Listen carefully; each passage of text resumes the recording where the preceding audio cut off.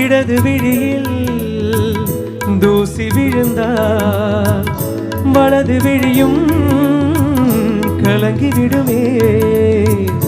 இருட்டில் கூட இருக்கும் நிழலாம் இறுதி வரைக்கும் தொடர்ந்து வருவே.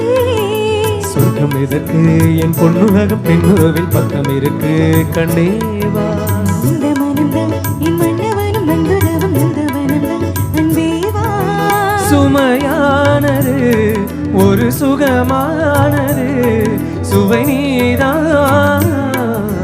நீ பாதி நான் பாதி கண்ணா. அருகில் நீ இன்றி தூங்காது கண்ணே. நீ இல்லையே இனி நான் இல்லையே உயிர் நீயே